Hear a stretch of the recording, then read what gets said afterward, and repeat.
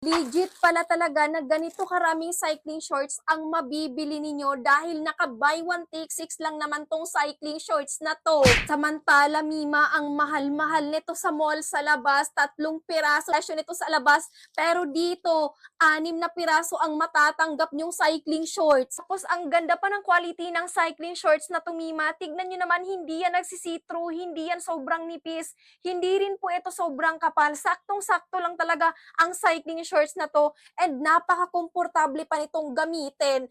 Presko sa katawan, hindi magaspang, hindi makate. Mima, hindi pa nagro-roll up ang cycling shorts na to, kaya kahit maglakad-lakad kayo nito, Mima, hindi talaga siya umaangat. Grabe, saan kayo makakabili, Mima, ng 6 na piraso? Tapos sobrang mura lang dito, Mima. As in, hindi ako makapaniwala sa presyo niya. And ganito karaming cycling shorts na ang natanggap ko. Kaya kung students ka, nagtatrabaho ka at kailangan mo ng ganito karaming cycling shorts na perfect pang inner sa uniform, perfect for daily use, ay Mima, sulitin nyo na dyan sa Yellow Basket.